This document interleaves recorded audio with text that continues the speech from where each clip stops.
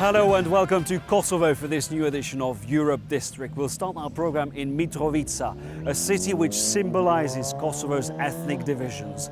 Kosovo Albanians live on this side of the city, while an estimated 45,000 Serbs live north of the Ibar River. Between them stands a bridge which has long been a flashpoint in Kosovo. More than 3 years after Kosovo's declaration of independence, ethnic Serbs still refuse to recognize Pristina's central institutions.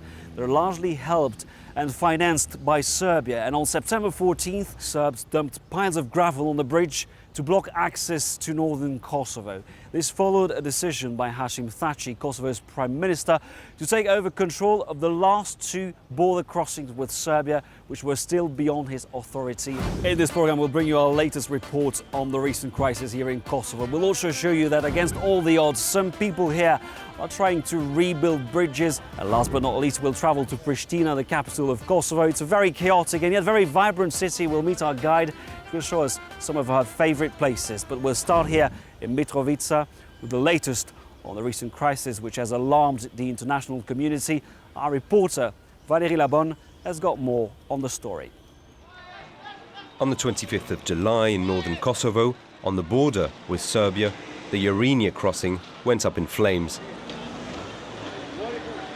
Kosovo Serbs set it on fire to protest the deployment of ethnic Albanian policemen after Pristina decided to retaliate against Serbia's ongoing 3-year economic blockade. Kosovo's government on 20th of July has introduced reciprocity measures against the importation of goods from Serbia. Because for the last 3 years, Serbian government didn't let any goods originated in Kosovo to be imported, in this case exported from Kosovo to Serbia, or even to transit through Serbia to the third countries, which made a lot of damages for our economy or domestic producers. Serbia, which continues to regard Kosovo as part of its territory, refuses to recognize Kosovo as a sovereign state. And since the independence in 2008, the 45,000 Serbs living in northern Kosovo have strongly opposed the new central institutions. Their enclave has entirely relied upon Belgrade's economic and political support. Right now, the international community refuses to accept the reality of the situation on the ground. The Serbs who stayed in northern Kosovo reject Albanian institutions. But Pristina wants to assert the territorial integrity of Kosovo and enforce its authority over the Serb enclave. Fed up with the status quo, Prime Minister Hashim Thaçi decided to intervene, putting the international community in front of a fait accompli. It came as a total surprise, since there'd been no consultation with international authorities, including KFOR. It was the government's unilateral decision to send these policemen to both Gate 1 and Dock 31 administrative posts. NATO troops from KFOR and EU law enforcement officers from ULEX eventually agreed to fly the Kosovan policemen to the border. But since then, these foreign forces have found themselves in charge of security around the two border crossings in what is now a limited military zone. And so far, the Albanian customs officers have in fact only played a symbolic role. It is main problem lack of rule of law. On MIC and later on OLEX, they didn't fulfill their mandate to put rule of law in place. And it is this rule of law belong mostly to some criminals and bands, which they take a lot of profit by smuggling of oil, drugs and many other issues. In northern Kosovo, the Serbs feel betrayed by the international community they accuse of siding with the Albanian majority. We will continue to fight democratically and sacrifice ourselves if we have to. But we won't cave in, even if it means paying with our lives. Since last July, tensions have mounted in northern Kosovo. Ironically, the situation got worse after Belgrade and Pristina seemed to reach an agreement on customs. In Brussels at the beginning of September, negotiators agreed to put an end to the economic embargo, the Serbian side allowing Kosovo to use its own customs stamps and accepting the deployment of customs officers, But back in Belgrade, authorities swiftly rejected the agreement. Seriously endanger peace and stability of the whole region. That solution has not been agreed between Belgrade and Pristina. This must be prevented. In the meantime, ULEX has decided to promote further negotiations, but insists the agreement on free circulation of goods has to be enforced. The object is to improve living conditions, and there's no better way to do this than to ease the free circulation of goods and the free movement of individuals. I also want to stress that's a principle that Europe promotes and develops. KFOR has strengthened its military capacities to prevent further unrest, and EU emissaries have been working hard to ease tensions. But this did not prevent violent clashes from erupting at the border between Serbs and KFOR troops. More than half a dozen were injured. Well, for more on the story, I'm now joined by Edita Tahiri. She's the Vice Prime Minister of Kosovo. She's also the chief negotiator in the EU-sponsored dialogue between Pristina and Belgrade. Mrs. Tahiri, thank you for having us. We've seen it in our report. The situation remains very tense on the border between Serbia and Kosovo. Now, of course, your aim was to reaffirm the territorial integrity of Kosovo, but wasn't it a risky move? As we know, there is a dialogue at the moment between Belgrade and Pristina. Well, as it is known, on the September 2nd, we have agreed with Serbia to pursue the free trade, and there was a recognition of customs stamps between the two states, so it had to follow with the implementation plan.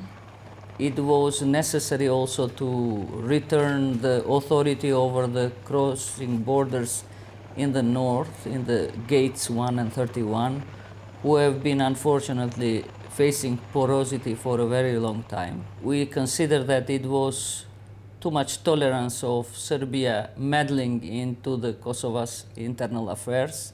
This has happened since the end of the war in 1999, when UNMIK was administering the country, but unfortunately UNMIK failed in governing all territory and people. Somehow it left 1/3 of the territory, mainly in the northern part of Kosovo, ungoverned, and allowed the space for ex-occupier to build some parallel structures, which today show to be mafia structures. And we want to not only strengthen the rule of law, but we want to ensure that all citizens in that part, including the part of Serbs who live there, to live in safety and in well-being. Aren't you afraid, though, that this could lead to a stalemate in the region? Well, first I would like to say that this implementation plan is well coordinated with international partners. Here we have KFOR and ULEX in joint operation with Kosovo government in taking authority and control in the northern border. Serbia is responsible for the genocide in this country in the years 1990 until 1999. Then it's responsible for interfering into the Kosovo affairs after international administration since 1999. And we believe that dialogue in Brussels serves this goal, to make Serbia withdraw from illegal meddling in Kosovo's affairs, and also make Serbia start to contribute for good neighborly relations and for the regional stability. In December last year, the Swiss Senator Dick Marty published a report for the Council of Europe linking your Prime Minister, Hashim Thaçi, to an organ trafficking ring in the late 1990s that was at the end of the war in Kosovo. ULEX, the European civilian mission here in Kosovo, has said it will open an investigation. Are you ready to fully cooperate? This kind of accusations and investigations have been also initiated by Hague Tribunal, but as you know, there were no grounds and they were in fact cancelled.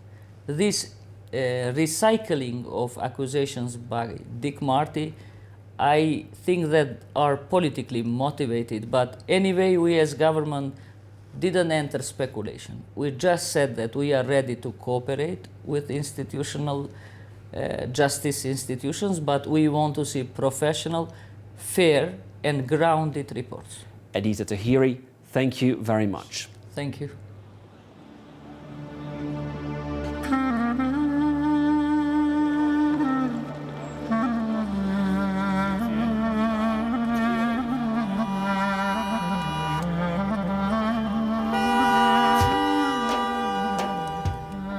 This is North Mitrovica, the Serb side of this divided city. This new Orthodox church was built by the Serbs after the war. Now, some NGOs here are trying to reconnect both communities. The Mitrovica Rock School teaches music to ethnic Albanians and Serbs, but there's still a long way to go. These young musicians are only separated by a small bridge. But if they want to meet, to play together, well, they have to travel abroad. It's become one of their favorite videos. These three musicians are part of the six-member band Architect, all students at the Mitrovica Rock School. But although they were on stage together last summer in Macedonia, half of them live in North Mitrovica, the Serb side of this divided city. Working conditions are hard, but they're all looking forward to recording their first single. We are now recording a demo idea for the third song, and after we finish, we will send to the guys to the south to hear it and record their part. Without the internet, this mixed band would not exist.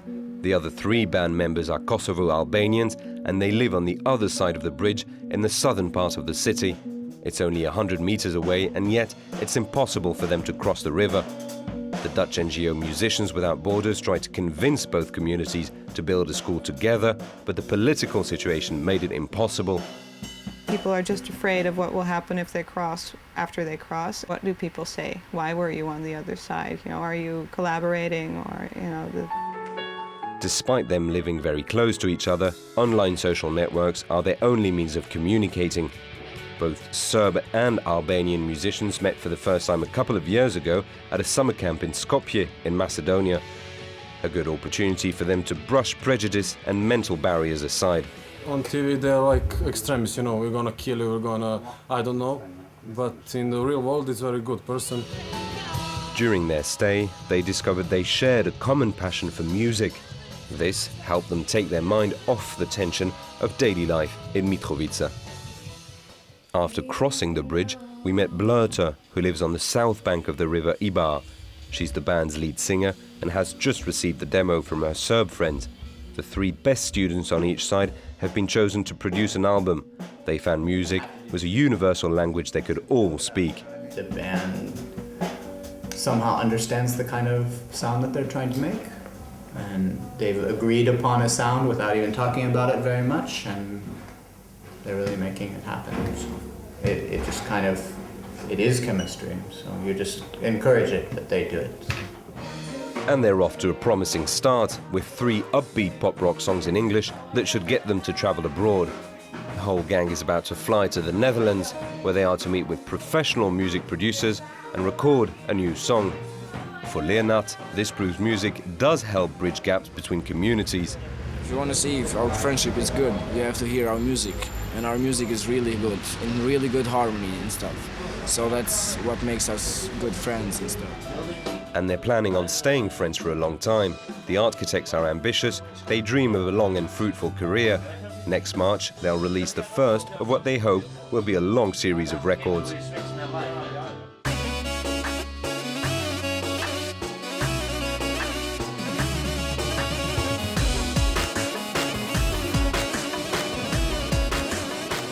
We've travelled to Pristina, the capital of Kosovo. This is Mother Teresa Street, the main commercial street in the city. Serbia imposed an economic embargo on Kosovo following its declaration of independence. Ever since, Kosovo's economy has relied heavily on the large international presence here in Pristina and on money from the thriving Kosovar diaspora spread across Europe. But does Kosovo have an economic future? Valérie Labonne finds out for us. Kosovo is one of the poorest nations in Europe. Unemployment is very high, more than 40%. Already lagging behind its Balkan neighbors in communist Yugoslavia, the '99 war against Serbia ruined its economy. Today, Kosovo imports 85% of its consumer goods and raw material. So at the border we are collecting VAT, and as well we are collecting custom taxes. Together, VAT and custom taxes are almost 70% of the budget. International aid amounts to 10% of GDP, and the 10,000 foreigners working across this small territory help create jobs and fuel consumption. Enver and his wife work for a French K4 constructor. Trained as a farm technician, he's become a handyman. His wife is a cleaner. Both enjoy a high level of job security, unlike many Kosovans. One day you go to work, the next day you return to work and your boss tells you, sorry, but there's no work left for you.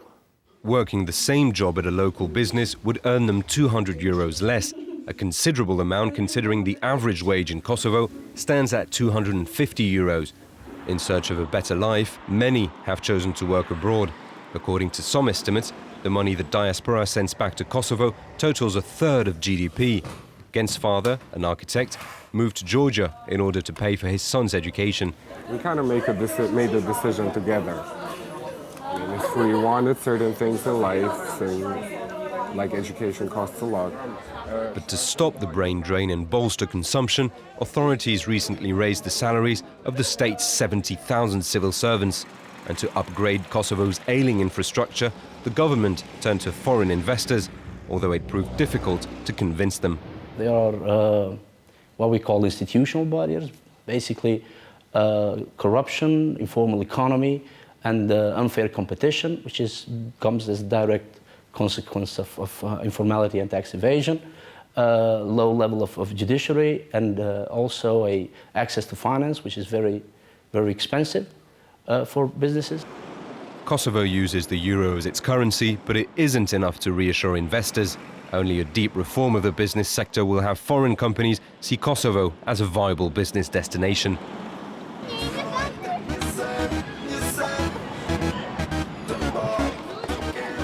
Well, that's the end of the first part of Europe District, but we'll return after the news break in about 10 minutes, so please stay with us on France 24.